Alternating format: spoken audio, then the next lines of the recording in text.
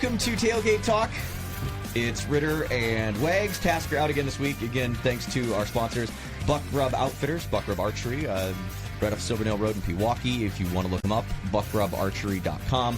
Always love the staff there. It was cool to follow along their socials with all the stuff going on at ATA and, you know, the Archery Trade Association, big archery show. As much as I love ICAST, I know, Eric Tasker, you get that FOMO watching all these things that are happening at the ATA. Yeah, I think I sent that to you because maybe it was Friday last week, Friday or Saturday. It was kind of like as everything was wrapping up. I'm like, man, I really want to go to that sometime because it's just got to be so cool just to see all the new products and everything. And I mean, I don't know.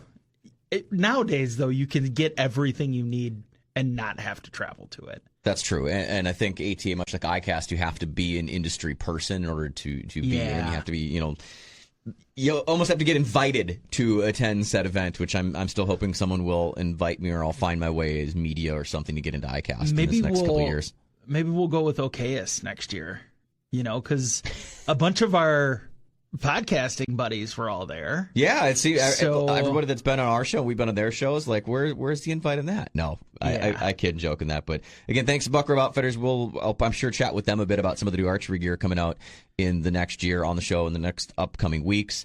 We got a lot of stuff planned, a lot of great stuff. Again, also thanks to Bunzel's Meat Market in Milwaukee, a Milwaukee staple for many, many, many, many, many years.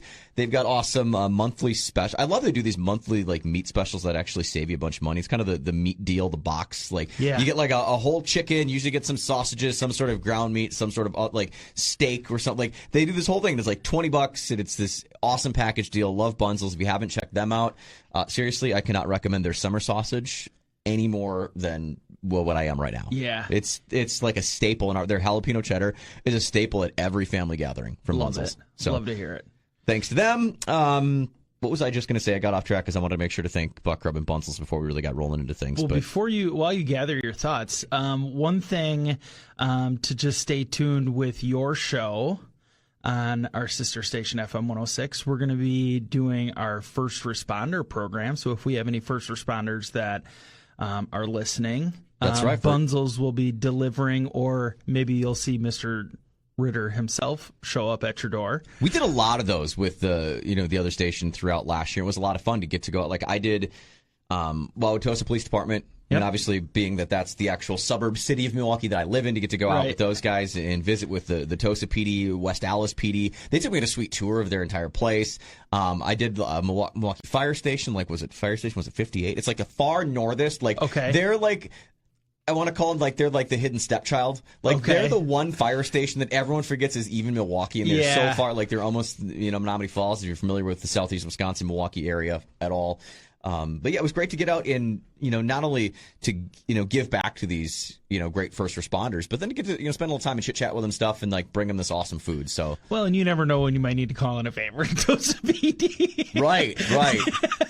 Or they'll be like, oh, so no. But yeah, while I mentioned that as well, other things we're doing, I want to get into this right away too, because we just launched as well the trip to Canada. Mm-hmm. Ballard's Black Island, where we went this past year. It was kind of a show trip between this show and the normal radio show that I do, inviting people to come and to join us, something I've been doing for many, many years. The ultimate Canadian fishing adventure. It is fully guided, all inclusive. Stepped it up. Last year it was 3 days of fishing, so it was 4 nights lodging, 3 days. Going an extra day this year. So to add that little bit of extra bonus, a little bit of fishing to make sure you fill your bags and fill the freezer and you get that extra, Friday, what I always want to call it, Friday fish fries, shore lunch fish fry, while you're up there. So it's going to be 5 nights lodging in modern cabins. Again, everything's all inclusive. Meals, beverages, which includes, you want to talk about the giant breakfasts and dinners that you had every single day? Oh my gosh. I just, and you kept talking about the wild rice dinner. Telling you the wild rice with bacon, it is showstopper. It is so good. I remember we were going up there because it was me and you and my buddy Brad. We're all traveling up together, and I kept saying the whole way up, I'm like, if they don't serve the wild rice, I'm leaving. I'm never coming back. It was so good. There needs to be that wild rice on my plate at some point in the next 4 days. And was it day 2 it showed up? And I was like, yes. And you guys were like, oh, you didn't quite get it. I think it was the one time that everybody's plates were completely empty. Yeah, it was amazing. Yeah, it's such a great trip because even if you don't have everything you need. They supply everything. If you're not comfortable setting up your rods and reels and everything, they take care of everything. So you just basically got to get there, and they pick you up from the mainland. They take you out to the island. What is it, like a 34-acre or 40-acre-ish private island? It is a 34-acre private island. Full modern amenities, there's satellite TV and everything in the lodge. Yeah. I don't actually think I've watched a second of television. Yeah, it's like playing cribbage, chit-chatting, Yeah. having a good time.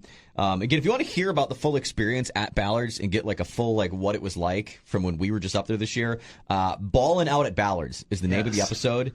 Was put up August 25th on our podcast channel, Tailgate Talk on the iHeartRadio app. It's where myself, Tasker, we talk with Gary Moeller, the GM of Ballards. We're literally sitting in the lodge up there around a table, awesome. chit-chatting about the full experience. That was the final night before we left the next day. So go check that out if you want to hear more about what exactly it's like. But want to invite you to come join us again Saturday, August 19th to Thursday, August 24th. So it's 5 nights lodging in the modern cabins, like I said, 4 days of fully guided fishing. Everything's included. It is literally show up, catch fish, go home. That's all you have to do. You have to worry about absolutely nothing other than setting the hook and reeling the fish in. If you don't want to touch the fish, literally everything can be taken care of for you. Show up, set the hook, catch the fish. Sometimes the reeling it in is the problem, though. So you just got to work through that. You just got to, as long as you can set the hook, the rest is up to you. Yeah, it's going to be an awesome trip. So, again, you want to check out info on that, blackisland.com. You can go under trips, or you can go to any one of our sites, whether it's 97.3 The Game, our main affiliate here, or my other station, FM 106. Use the keyword fish up in the little search bar. It'll take you right directly to the site to give you all the info, the pricing, more. But you really want to get signed up before it's sold out because there's only 20 spots left. We were sold out last year. I know there was a wait list, people trying to get in with us last year. So make sure you join us up in Canada. It's a really, really, really fun time. So that's all I'm going to say about that. We got to get into a lot of stuff on the show this week. Some controversial things. What's the show without us bringing some sort of controversy into things? But before we really get rolling into the controversy stuff, how's things been, Tasker? I mean, but we haven't been together since we did our last 100th episode out ice fishing. I mean, so take away from it. I think you said when we were recording that you're not sure it's really your thing, but like, would you do it again? Yeah, I'm a social ice fishing guy, and I think that's all right. I mean, you and our buddy Rez that we fished with, you guys are probably going to fish, I don't know, a half dozen more times this year before the ice is gone. And that's fine. I want to get out when it's a jamboree. That's my jam. Okay. I'm good with that. Remember last year we talked to, was it the Golden Beavers ice fishing team? They did. They do that big charity event on Silver Lake in Waukesha County, and Oconomowoc there to benefit, different kids with cancer or different stuff like that. I did just see they're doing their event again. I believe it's February 26th this year. Okay. So if you want to book that one, maybe maybe we drag Eric Tasker. I can probably talk Rez into joining, and we can do a little just go out. And that's like just a totally like fun for the kids like type event thing, but it'd just be kind of fun to be out there and see it all take place. It's probably my level of fishing anyways. So. And the post party is, and like the award or whatever, all the stuff takes place at Lucky Chucky's right across the street. Oh, nice. Yeah. So awesome. Which every time I've ever fished that lake, because the parking lot for like the where you launch your boats and stuff, I've done some kayak fishing on that lake. Every time it's like the smell wafting from Lucky Chucky's is always so good, but I've never gone. My wife's been there. I've never been there. So well, I haven't been there since they rebranded, but when it was still Silver Lake Supper Club, we actually had our rehearsal dinner there. Really? Yeah, because we got married right out there in Oconomowoc. Okay. And, did not know this, Eric Tasker. Yeah, and I don't know. I thought it was great. I mean, in the midst of everything that was happening, the 12 hours before we got married, I mean, it was great. It's always such a flash, isn't it? Yeah. Like, there's a few times that I feel like your life completely flashes and it's a blur and you don't remember. I feel like some hunting situations can be that way. Yes. Some fish catches can be kind of a blur, like just madness that can happen. And then your wedding day is always just a blur. Like you're like, oh, that happened. Oh, it's over. Well, what happened? Like, and I'm not saying it's a bad thing. It's just everything just flies so fast. Yeah, I feel like vacations are like that oftentimes too. Like I feel like there's so much anticipation going into vacations that there's like so much time thinking about it leading up to it. Like we're doing our trip with FM 106 here. And it's like, you know what? We're going to be there for, I don't know, what is it, 7 nights, 8 days. We're going to be, coming and going on Mondays. And we were talking about it earlier in the week, and I'm like, man, it feels like there's just so much that's happening already that week. Yeah. That I'm like, I don't know that I want to do anything else. I would rather just have time to just relax, or it's not really going to feel like a vacation. And when you got all that stuff booked, then it's like, holy cow, it's like it's come and gone. But when else, Tasker, are you going to be able to say that you went marlin fishing and shark diving in Cabo San Lucas? Well, I don't know. Maybe 10 more times in my life. I don't know. Like long before it was even like thought out in a plan and whatever that we're going to Cabo. I've always said bucket list, and I'm positive we've talked about bucket list things on this very show, like early on back, what seems like forever ago.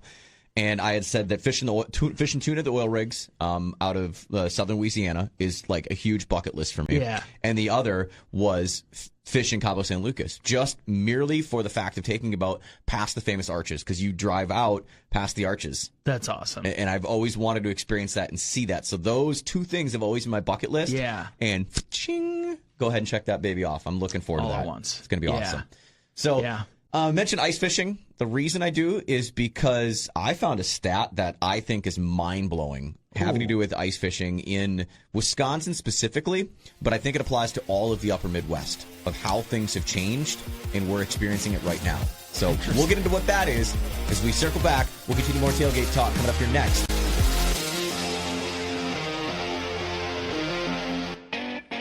Bunzel's Old Fashioned Meat Market is Milwaukee's family-run deli and grocer for 4 generations.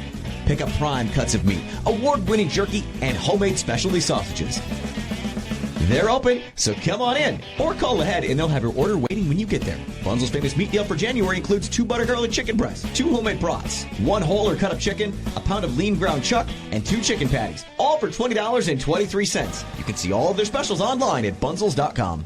Hey, it's Ritter, and if you follow my socials or listen to our show a lot, I'm sure you've heard me talk about how relaxing and fun archery is. In fact, my wife has joined me and got a bow of her own at the same place I did, Buck Rub Archery. They are your locally owned and operated one-stop shop for all things archery. With the area's largest inventory, they won't be undersold on any bow or crossbow. It's open to the public and the ideal place to find and test a bow before you buy. Plus, they also rent equipment, offer archery lessons, and have space for hosting birthday parties, scouts, or other events. And if you got an old bow that needs to be fixed, they can take care of you as well. Seriously, check them out off I-94 on Silverdale Road or buckrubarchery.com. Do you like fishing, but maybe you don't have all the equipment or know-how and still want to catch fish? We've got the perfect trip planned for you. We're inviting you to join us and the team at Ballard Black Island on Lake of the Woods in Ontario for a Canadian fishing adventure. We'll hook up trophy walleye, monster muskies, explosive bass, and huge pike. And the best part is, this is an all-inclusive fishing trip, fully guided. You'll stay in modern cabins, meals are all included, and this is really a no-worries, super inclusive, just show up and catch fish trip. Group of buddies, dads and kids, husbands and wives, girlfriends, everyone's included and gonna have a blast. Meals, beverages, fully equipped boats, plus the guide, it's all included. And this year, we're taking over the resort, August 19th to the 24th. To get the best rate and save big, you're going to book your spot before February 28th. But you gotta hurry up, because spots are filling up fast. You can get all of the info at blackisland.com. And let's go get hooked up.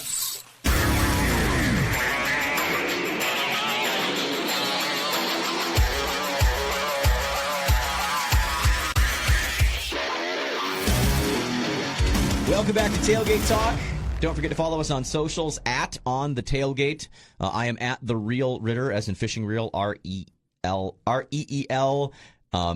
R-I-D-D-E-R, at The Real Ritter. But I misspelled. I can't. I'm trying to spell it out. I don't know what's going on. I should just have an easier spelling. Wisco Bow Hunting is for Eric Tasker. Again, it's Tasker and Ritter. Wags out this week. He's actually off for Brewers Fantasy Camp. Where the Milwaukee Brewers hold this big event where they invite people to come in that get basically live your big league lives. So, 40-plus-year-old men can go and, put on the cleats and the uniform and actually get out there and play in baseball games. Ex-Brewers players, a la Paul Wagner, come and actually coach them through things. So it's a really cool event. Again, we were just talking about bucket list. Bucket list for me some year to do fantasy camp. Yeah. I would love to experience that would be cool. Brewers fantasy camp. So I had mentioned that ice fishing, there's something that's different, and we're experiencing it this year. That's mind-blowing to me. This was actually a post that I'd seen from Wisconsin Department of Natural Resources. They so, with the current warm winter weather, the stuff that we're experiencing, we talked a lot about that on our 100th episode while we were ice fishing, just, how things are different this year and ice safety and stuff. If you want a clear picture about everything that's going on with warming and climate change, you can say it doesn't exist and it's not a thing and whatever. But this made it like really sink into me. So since the 1970s, the ice fishing season in Wisconsin is 24 days shorter. Oh, wow. That to me, like, that's almost a month. That's where, like, that was the, it's like, okay, things change. Sometimes some years is warmer, some years not. But, like, when you look back historically and you go to the 70s and I go to now, I'm like, we've lost a month of ice fishing. It blew my mind just actually seeing that statistic. So does that mean you get 24 more days of kayak season then? That's a benefit to me, and that's what I was going to say. There we go. I was actually having the conversation with my wife the other day, and we were sitting around the table. I was like, because she took up snowboarding this year. This is her thing. She's like, I wanted to get into a winter sport, so I'm going to stay active. She's like, ice fishing's not really my thing, and she kind of wants me to have some things that are just my thing, and so we can, kind of both have our own stuff we like. She's like, I've always wanted to, like, I want to start snowboarding.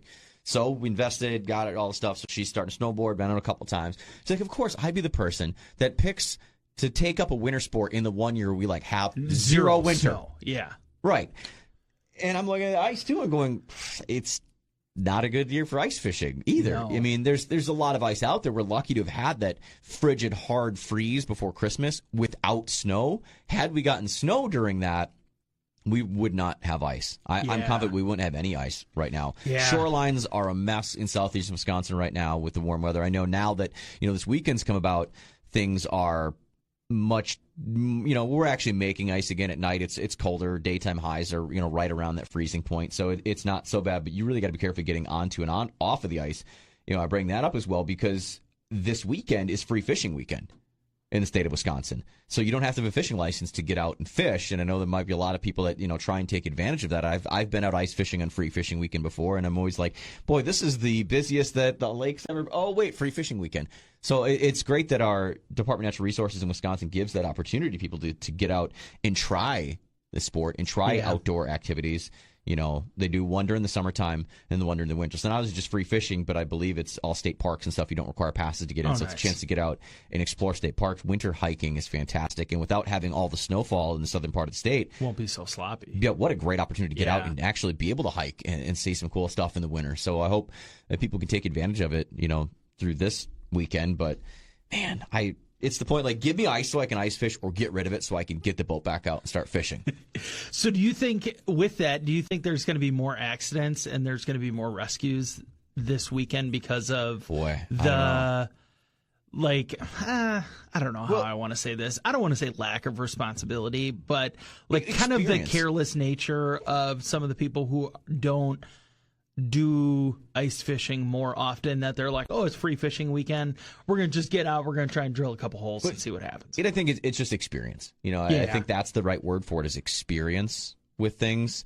We always say we're not experts in the show. None of us are experts. None of us are pro. Like, we're not. It's not that at all. We're just normal dudes like everybody. We put our pants on one leg at a time. We wear boots. We use old crappy gear, whatever. Like, we're normal. Like, every once in a while we get lucky.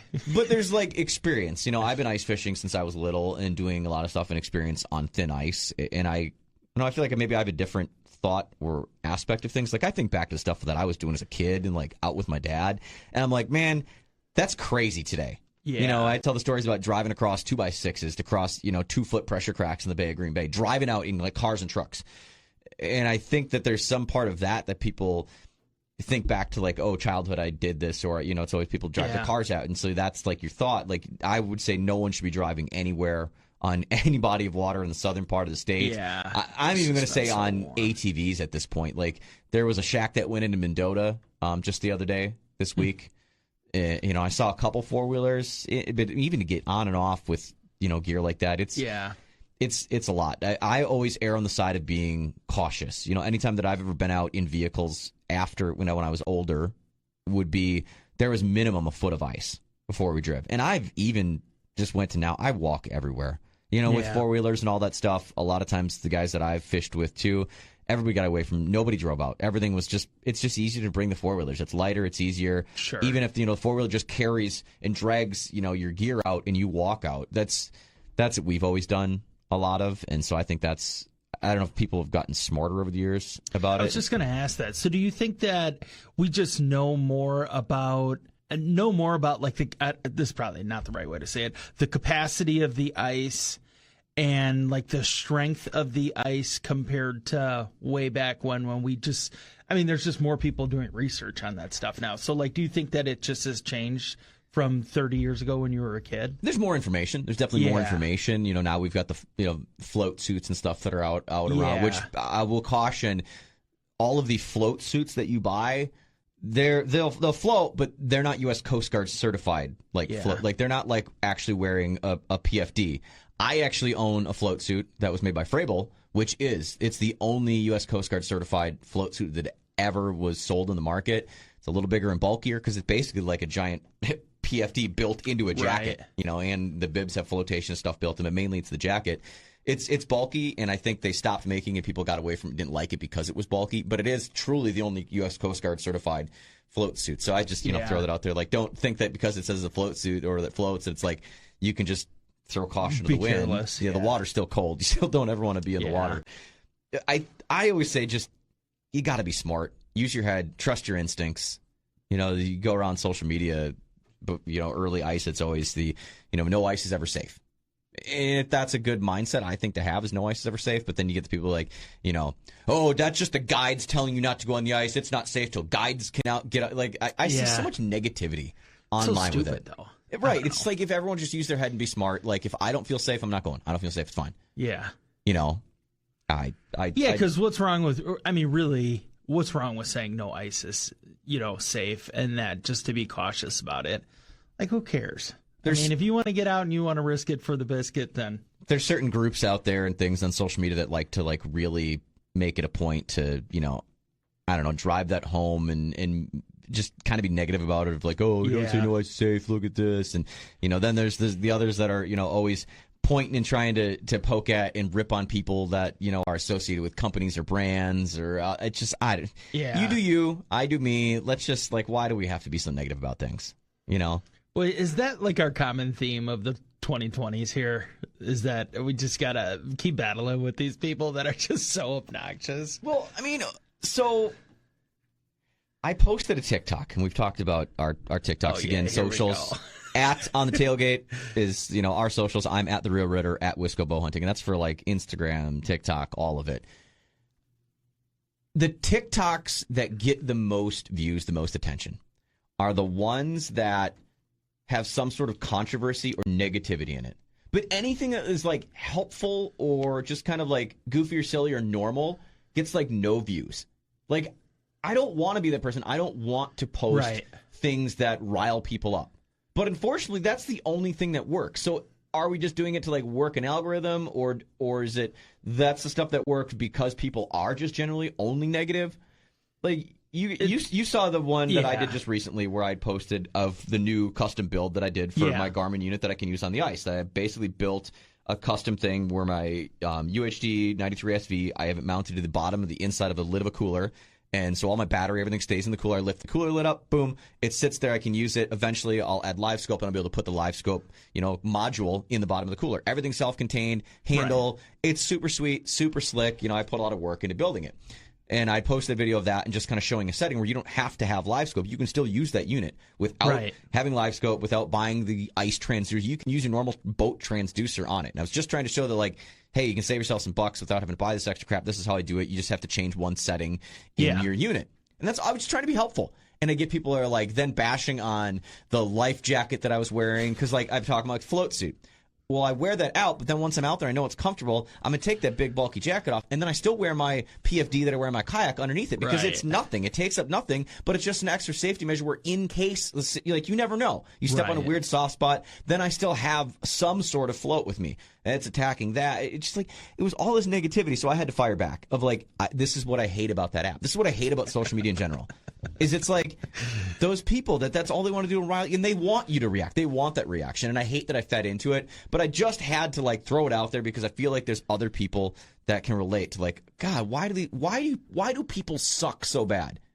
Yeah, I think I've just kind of turned a new leaf on the whole TikTok thing. Is that unless I have, it's got to be a perfect situation for me to actually like get riled up about things, and it's usually Friday or Saturday night, about 11:30. Couple beverages involved, and then I'm no holds barred, where I don't care what people are saying, and I will just respond back, and I'll be a jerk back to them. But it's like, for the most part, most of the time, people have such stupid comments that just get under your skin, and it's like, what do you even do about it? I mean, I don't know. I guess just ignore them, but you wanna. That's just it. Is the more people are engaging with it, the better your videos are going to do. Yeah. I mean, like, I just did this series on like everything that's happening with the CWD cases in Buffalo County, and it hasn't been, I mean, by far not like the biggest videos that I've done, but just providing some insight, because I know like my taxidermist actually has land in Buffalo County, so I've been getting a lot of information from him about it all, and just trying to provide some context and asking some questions about it. Well, and then it's like, you know, most of the negative comments are kill the whole herd and watch the outfitters squirm, or like, you know, just stupid comments like that, or like me being a landowner in Buffalo County, and it's like, nowhere in here did I say that I was a landowner in Buffalo County. I'm not a landowner, first of all. And second of all, I don't hunt in Buffalo County. Okay, I'm just asking questions to try and figure out what's happening here. And there's so many comments that are like just so outrageous, and it's like, what are we doing here?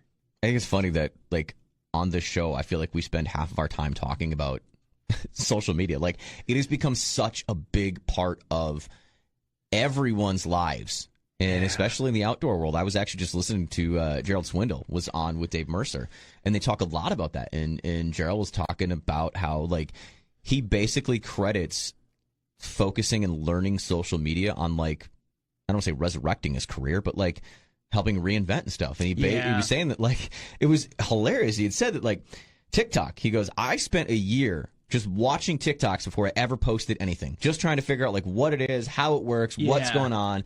He's like, then I get lucky, the first video I post gets like 1 million views.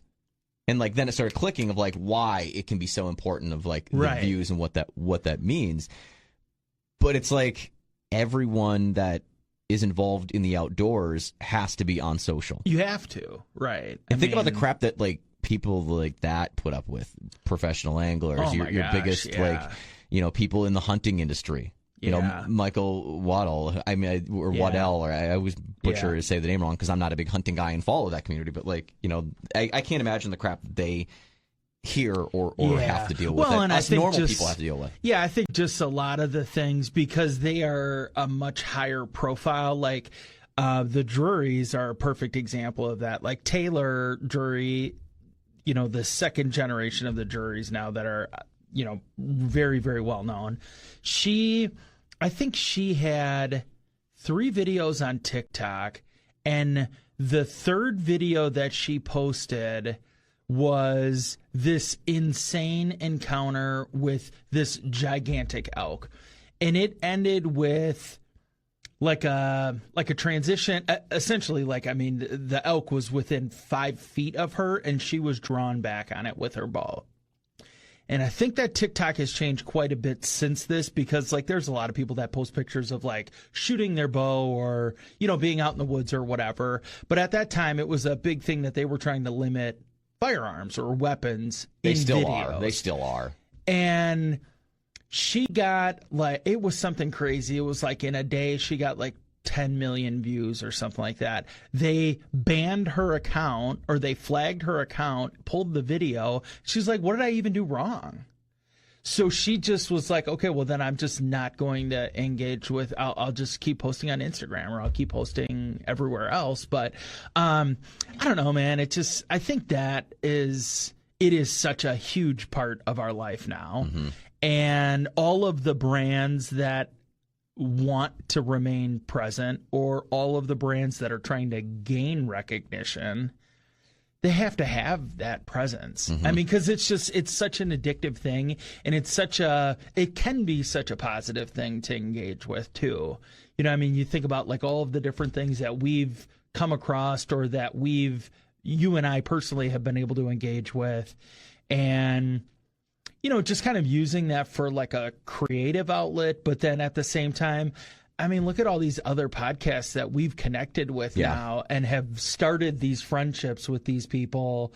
And it really can be a good thing, but you have to deal with that other crap. And that's just it. Like, I want all of my stuff to be for the good, for just helping people, you know, because I feel like the story that I have is a story that a lot of people can relate to or may have experienced. And I talk about that, but the whole reason I started my YouTube channel, got into it, was the fact that, you know, I stepped away from hunting and fishing and didn't do any of it for like 3 years, you know, and even then was tapered off from what I used to be.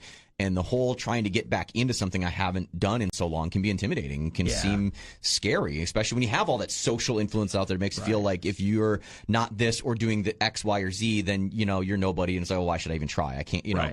But to encourage people to do that, just get out there, try new things, and fail. And suck, and it's okay. And I try and show that, and I always want to show that I'm always going to be uniquely who I am. I'm not playing a part, which is the other thing that Gerald Swindle was talking about on that podcast with Dave Mercer, was he was telling a story about a kid at a ramp. He's like, talking to this, guy at some thing, I think it was Gunnersville or whatever. And he's like talking normal, and suddenly the guy grabs his camera. He's like, hey, everybody, what's good? Turns to this character, and he's like, why are people doing that? Oh my And I'm like, gosh. I hope that y'all see that I am not a character in any videos or anything I do. If you watch something on my YouTube channel or any socials, I am the same person right now. I am who I am. Yeah. Either you're going to like me or you don't like me, and that's fine, and not everybody's for everybody.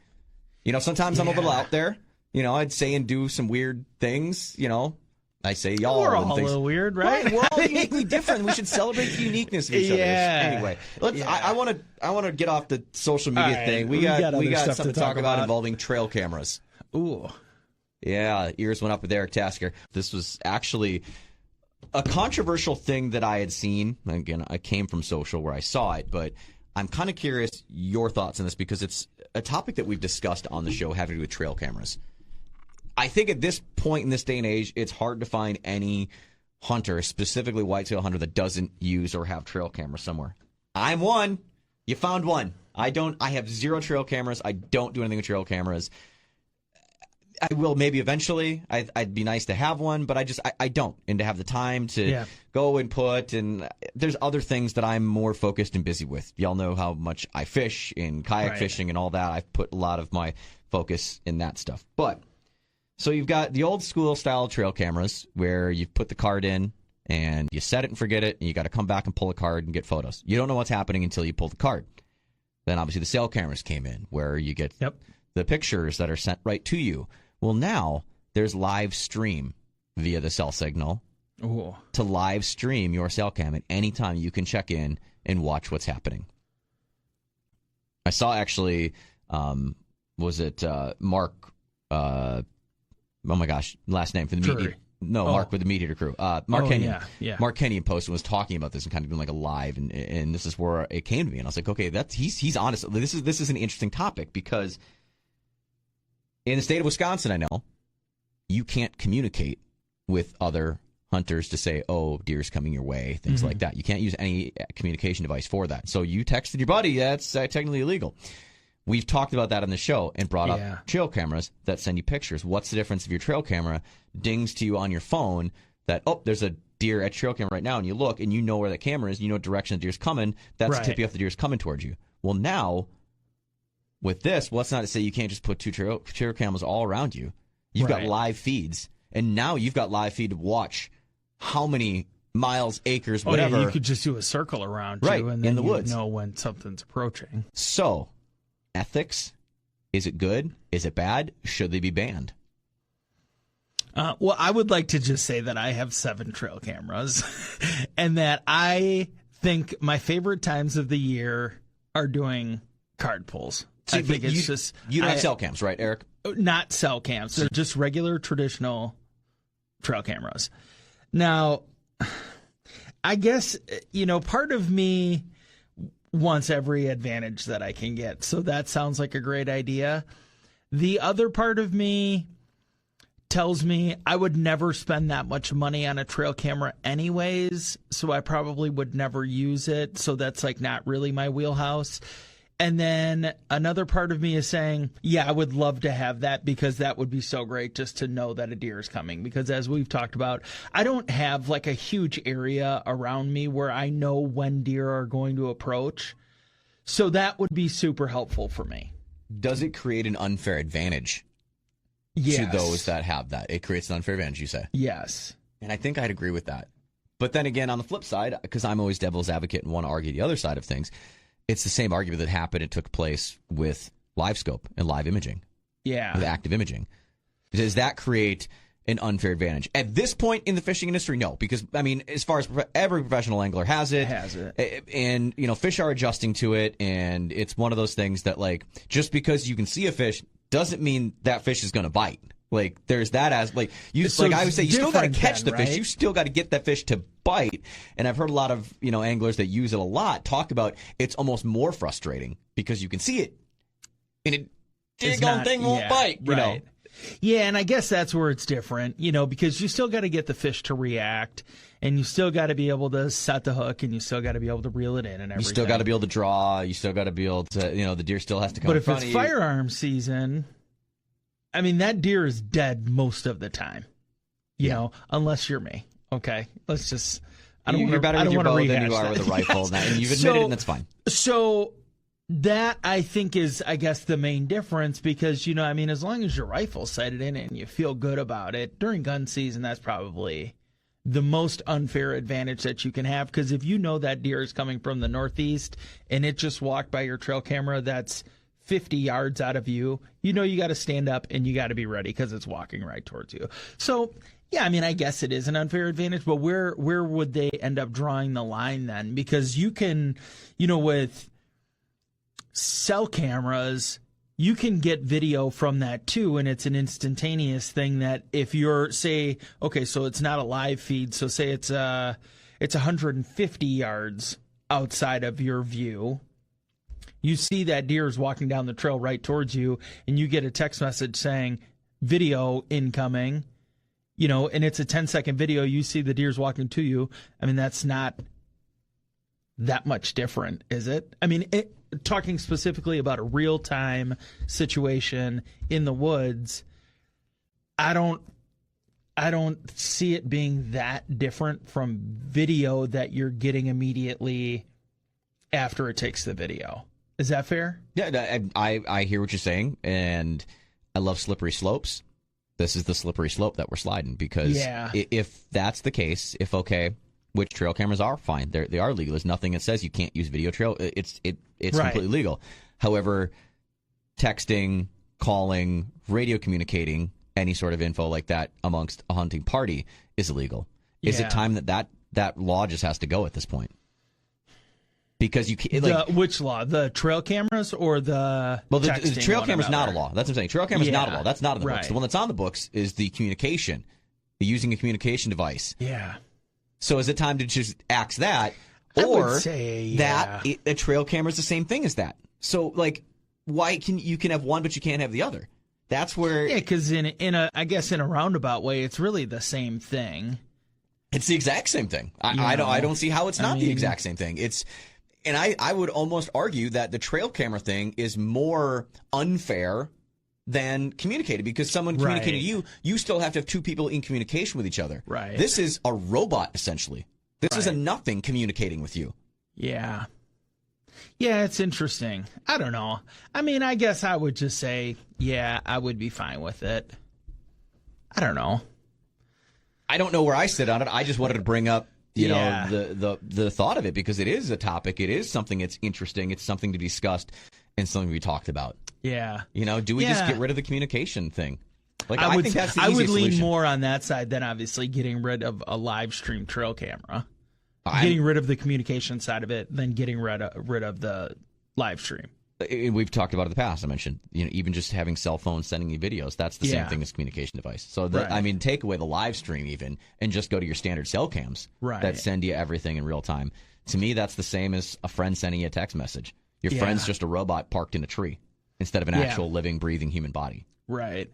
I thought it's interesting. I didn't see that come out, but I did see that Moultrie came out with a camera that has some sort of AI built into it.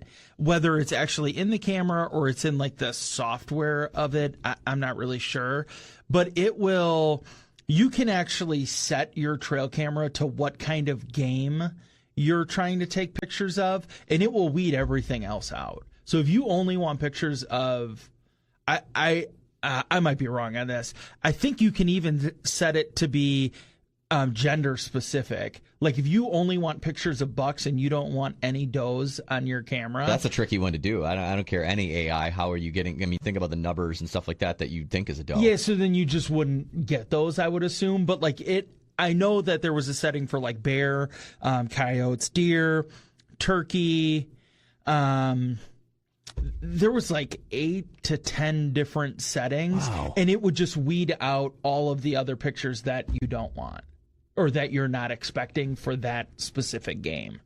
So that's really interesting. It's technology, right? It continues to advance, and these things just get smarter and smarter and smarter. And you just think about all of the different things that have come up with, how great cell phones are now, and just all of the different things you can do with that. And I don't know how they do it, but there's got to be some sort of an AI built into it that, I don't know.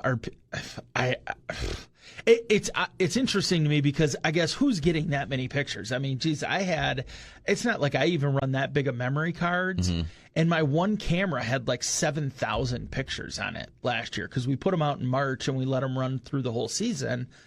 Well, I don't even run that big of cards, maybe 32 gigs. I think we did 32 gig. Your card will probably outlast your battery.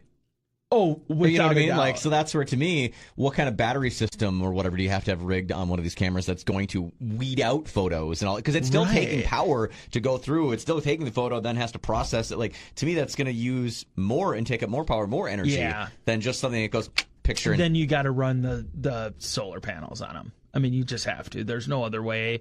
Otherwise, you'll be out there constantly replacing batteries, and that's not fun either. Especially for us, where it's 3.5 hours away. There's no way we can do that. Yeah. Yeah. I don't know. I like to see it though. I like to see the different things that are coming out because that's what people are going to these shows for. Is what is that cool new thing that is coming out and. I don't know. Latitude Outdoors, by the way, is the one that is making the sale to me from ATA last weekend. Yeah, because they've got the carbon sticks. With their new sticks. And I've been watching Latitude for a long time since they first were nobodies, and then a random Instagram ad popped across 2.5 years ago or whatever. Yeah. Because I've been saying eventually I'm going to get into saddle hunting. I'm going to hunt from a saddle instead of my hang on stand because I hunt the same way. It's just instead of hanging. I hang a tree and I stand and I sit in the Hawk Ultralight that I have. It's a super small. There's not I could basically use the platform of the stand as a saddle platform. It's that. Right. It's small, it's compact, it's light, all that stuff. But when I saw these carbon sticks and how light they were, to go with their saddle stuff, I'm like, oh man. Did you take my money? The attachments on the tree? How it attaches to the tree? Yeah, it's super easy. Just using it looks like it's some special. It's just standard am steel. So it's just a rope am steel, and it comes around, and they've got a little butterfly, I'll call it, built right into the front of the stick to loop around. Which so I use the daisy chain, which is essentially the same thing. I just wrap around, and pull it tight, and then go around the little knob that's in the front of my stick, and then pull it and set it tight. Right. And so this is just wrapping around instead of having that knob. You kind of create your own little loop essentially on that little butterfly, as I call it, in the front of it, but. Yeah. Cool sticks. Look super light. Look awesome. That's probably the one product that stood out to me. I was like, man. Wasn't that the innovation of the year or the product of the year or whatever? I didn't go into. I just saw it come out and I'm like, man, that's because I did get that. I know our friends at Okayest Hunter. They're involved. Got involved with Latitude. So Yeah, we'll have to talk more about that with them because I know we're going to be on their show coming up here Valentine's night, so February 14th. You want to check out the Okayest Hunter. They live stream their podcast on their YouTube channel and through their socials. So if you don't follow Okayest_Hunter, Okayest Hunter, we're going to make an appearance on their show live on Valentine's Day night, which shows just how important Valentine's Day is to me. It's not a thing. And to me. No. I mean, I did ask my wife if that was okay before I confirmed and said, yes, this works. But it's like, we're not going to go out on a Tuesday night anyways. If we were to do something, we would just go out for dinner the weekend before. But either way, irrelevant. So, check out for that. We've got Scott Gagliano, the dog tracker that came out with me and helped me track the buck that I never recovered. Scott's going to be on with us. Is it next week already? Yeah, Scott's going to be with us next week. And then we've got a waterfowl hunter from the western part of the state going to join us week after. So we got a whole gamut of a lot of cool shows. We got a lot planned. of stuff coming up. Yeah, a lot of cool stuff. I don't know, warmer weather for sure, which is nice. Not here locally, but, international. We mentioned Canada as well earlier, talking about our trip to Ballard's Black Island is opened. It's all set to go. You can book your spot. There's only 20 spots on it. August 19th to the 24th. You've been there in August. The weather's fantastic. I think the fishing's really lucky. Fishing's going to be better this year than it was last year. As we talked about the high water situation. As long as they don't have the same situation going on throughout this spring with the super high water and the storms and all that, it's going to be even better fishing, and I think it's going to be awesome next year. So if you ever wanted to go fish Canada, this is all-inclusive, fully guided. You don't have to worry about it. So again, you just go to blackisland.com. You click on trips, and you see Sean Ritter there. Just click on that, and that's our trip to get in and just get a hold of Gary or Danielle or whoever it's going to be at Ballard's. No matter where you are, I invite you to join us in Canada, do some awesome fishing, some smallmouth slaying, some muskie mashing, get a little slime time, whatever you choose to do. We got all of that. We did get all of that. We did. Well, I didn't personally catch a muskie. Our boat did, though. Our boat did catch a muskie, yes. Yeah, which there wasn't a whole lot of skis caught that week either. It was, no. And I think the muskies were dealing with what the smallmouth was. The high water had things shifted to different places. Pike were even tougher to come by than they typically were in the past. I mean, we usually did snag a few of those, though. So, I guess not snag, but we did catch a few of those. As we're talking about this and you just bring up the high water again, it always amazes me every time as I'm kind of going through everything for our social campaign that we're doing with them. And every time I see the famous, like from a boat looking at Ballard's Black Island, the sign, the cabins, the rock shore, it was non-existent last year. It's so weird to me every time I look at those because I don't know Ballard's for that because the water was like 5 feet up. It was insane. Cabin that we stayed in on the island 2 weeks prior, the entire porch, the patio, the porch of that island was water. There was water right up to the top, right to that porch. Yeah, it's just... Now, normally, there's a ton of rock shore off of that porch. I was fishing off the porch. Remember, I was standing on the porch like a boat and casting. And not really even having to cast. No. I mean, you could have just put the rod off the edge of the pier or the porch. And where I was throwing my bait when I would cast out, 30 yards or so, my bait, go to the bottom, was probably about 12 foot deep at least at that spot. Like, that just shows how high it was wild. The water came up last year. So this year, let's hope it's not high water. Fishing's going to be so much better. And again, if not, the meals. It was still amazing. The camaraderie. It's an awesome time. So book your spot, Ballard's. And that's where we're going to wrap for this week. We'll catch you next week. Don't forget to follow us on our socials, @On The Tailgate. Thanks to our sponsors as well, Buck Herb Outfitters and Bunzels. For Tasker and Wags, who's not here, I'm Ritter. This is Tailgate Talk.